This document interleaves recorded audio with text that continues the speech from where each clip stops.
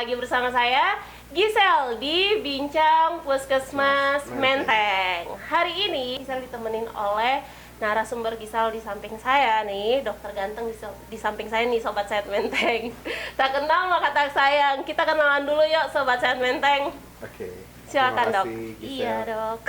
Perkenalkan, nama saya Dr. Ferdian, bisa dipanggil saja Dr. Ferdi.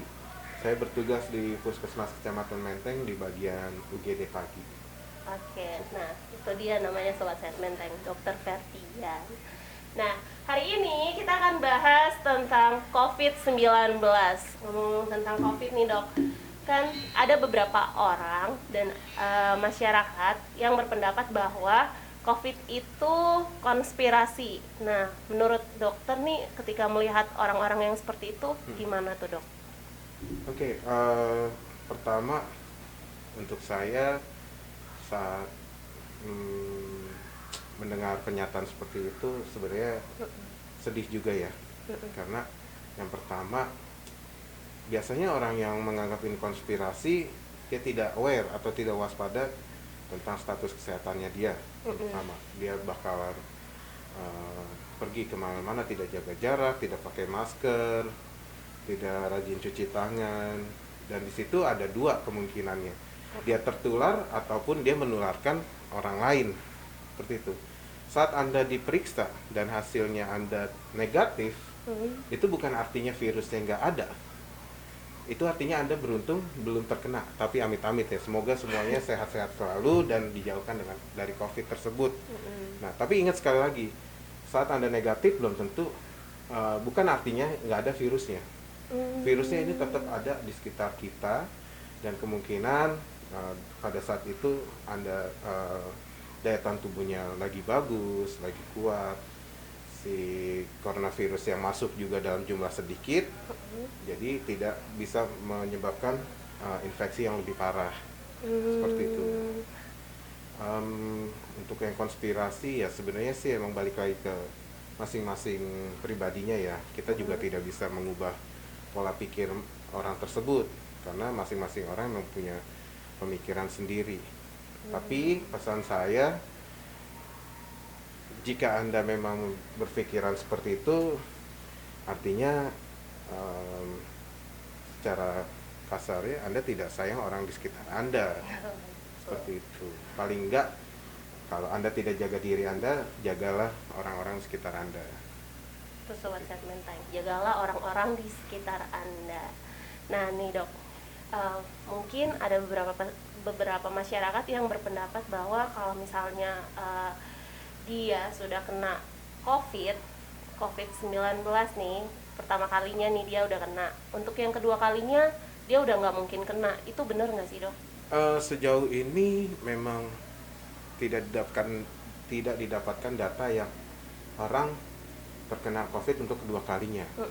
Jika memang dia sempat negatif, lalu dinyatakan sembuh pulang, dan lalu ternyata diperiksa lagi dia positif, itu mungkin artinya dari pertama sampai terakhir dia periksa, virusnya memang masih ada di dalam tubuhnya.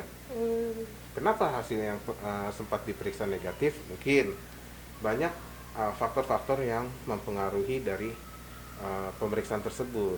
Misalnya dari cara penyimpanan si virusnya, kan harus di wadah yang sesuai standar, ya kan. Waktu pengambilan pengambilan virusnya, pengambilan sampelnya, mungkin yang didapatkan di swabnya itu sedikit, itu juga bisa kan. Jadi tidak terdeteksi di saat pemeriksaan, dan masih banyak beberapa faktor lainnya yang mempengaruhi. Tapi sejauh yang saya tahu dan pernah saya baca dan konsultasi bersama teman sejawat lainnya, belum ada data yang didapatkan orang yang terkena COVID 2 kali. Seperti itu. Berarti belum pasti juga ya dok? Iya. Iya. Baik. Ada juga nih yang nanya nih, beberapa pasien juga sempat nanya nih dok ke Gisel ya, dia nanyanya kayak gini, Mbak kapan sih berakhir COVID-19-nya? Saya jadi takut, saya jadi waspada, saya jadi gimana ya, jadi parno gitu dok. Nah ada beberapa pasien yang ngomong seperti itu ke Gisel, Dok? Oke. Itu gimana tuh, Dok? Kalau untuk kita tahu pastinya kapan itu kita nggak bisa tentuin ya. Kita di sini sama-sama berusaha, sama-sama berdoa.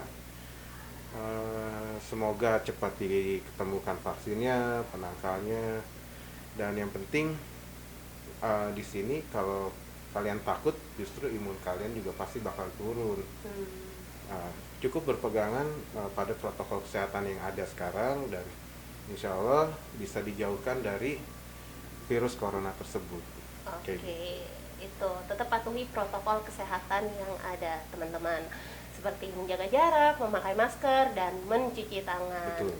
Nih, Dok, ada beberapa pertanyaan juga nih dari DM IG ya, DM Instagram ya, Dok.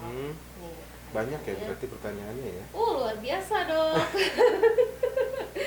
Nih, pertanyaannya dari Dera Yudiana. Halo Mbak Dera. Mbak Dera, kayaknya ini Mas Den, Dok. Oh, Mas Dera yang Iya. Apakah di puskesmas bebas COVID-19? Oke. Itu pertanyaan yang pertama, mau disebutin lagi nggak? Boleh? Langsung aja. Langsung aja ya, dua ya. Yang kedua, kalau tes swab di PKM mekanismenya bagaimana ya? Saya pas ke satunya Menteng. Oke. Nah, Saya jawab pertanyaannya dari Mas Dera dulu ya. iya. Apakah di puskesmas itu bebas dari virus corona? Jawabnya tentu tidak. Ya, kita tahu di sini justru pusat berkumpulnya banyak penyakit, ya. Dan corona ini sebenarnya kan gold standarnya atau pemeriksaan yang pastinya itu harus melalui swab. Itu pemeriksaan yang paling bagus. Itu butuh waktu. Sedangkan pasien ini saat pasien ini datang sudah langsung masuk dan kita layani. Kita nggak tahu tuh sebelumnya pasien ini ada positif corona atau tidak, seperti itu. Jadi pasien yang dari luar langsung datang dan bisa saja pas di dalam ini dia menyebarkan virus corona tersebut. Jadi jawabannya sudah tentu tidak bebas dari corona. Tidak bebas dari corona, gitu, Betul. Sobat Sehat Menteng. Nah, yang kedua nih gimana tuh? Yang kedua itu untuk mekanisme pemeriksaan swab untuk di Puskesmas Menteng ya. Iya. Yang pertama perlu dipastikan ada keluhan, dan yang kedua domisilinya di Puskesmas Menteng, bukan tempat kerja ya. Banyak yang nanya soalnya Mbak Gisel di sini.